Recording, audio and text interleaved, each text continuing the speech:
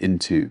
The hallway was loud, but not the normal kind of loud, not the chatter, not the laughter, not the chaotic energy of students rushing between classes. Into. This was a different kind of noise. Sharp, targeted, and right in the center of it stood Lily Harper, clutching her books to her chest like a shield. She wasn't crying into, not yet, but you could see her holding herself together with every bit of strength she had left.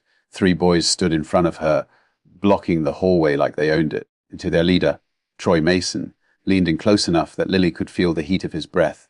"What's wrong, Harper?" he mocked with a smirk. Scared. Into, "Can't walk past us." His friends laughed like train background noise. Someone nearby slowed down to watch.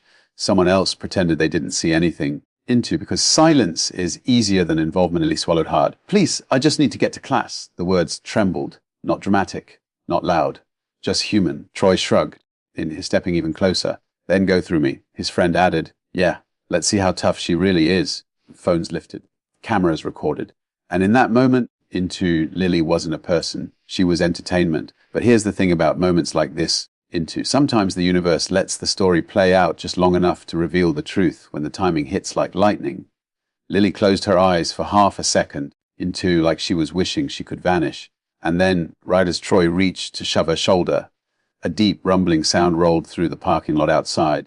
Into, it wasn't a normal sound. It wasn't a car. It was something heavier, bigger, stronger. The hallway noise faded, not instantly, Into, but like someone slowly turned the volume knob down. Students turned their heads. Someone whispered, "What is that?"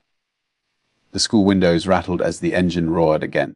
Into, and then parked right in front of the entrance, was a massive military truck. Matte green, thick tires, a US flag decal shining under the sunlight. The kind of vehicle you don't see in normal life unless something serious is happening. The doors swung open.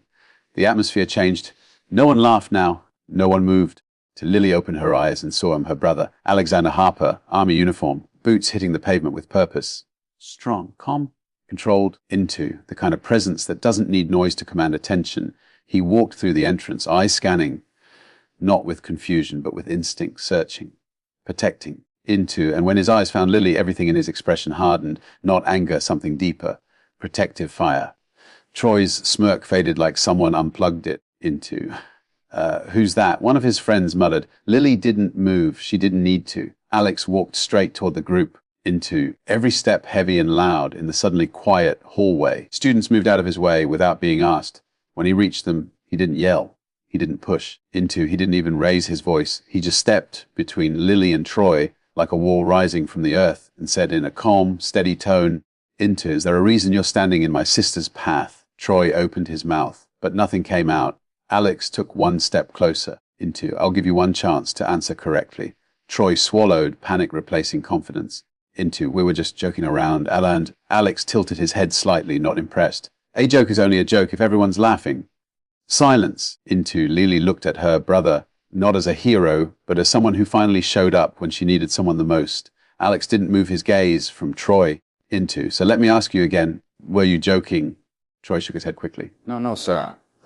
The "sir" slipped out without thought. Fear speaks honestly. Alex nodded once, calm, controlled. "Then move." Troy stepped aside so fast he nearly tripped. His friends followed. Phones lowered. Eyes widened. Respect replaced entertainment. Lily hesitated. Into, then took a small step forward. Alex walked beside her, not guiding, not dragging, just there.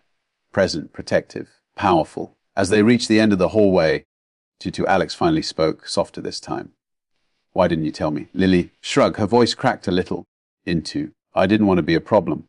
Alex stopped walking and gently took her shoulders, making her look up. Into, "You're never a problem." She blinked against tears she'd been holding since the moment this all began. He added quietly, "People let them only win when good people stay silent." Lily nodded, and something in her posture shifted, not fully confident yet, but no longer crushed. Into, as they left the building, every student who saw her earlier now watched with a different expression, not mockery, not curiosity, but admiration. Weeks later, Into, things changed, not overnight, but steadily. Troy stopped blocking hallways. People who once ignored Lily now said hello. Teachers noticed her more. Into, her confidence grew, not because she had backup, but because someone reminded her she was worth defending. One afternoon, as she walked past lockers, a younger freshman girl hesitated behind her, scared small, holding books the same way Lily once did. Lily recognized the look instantly. She turned, smiled, and said softly, "Need help?" The girl nodded. And Lily didn't step aside. She didn't look away. She stood firm. Because sometimes strength isn't loud. Sometimes it's quiet. Sometimes it's earned. And sometimes it arrives in a military truck when you least expect it.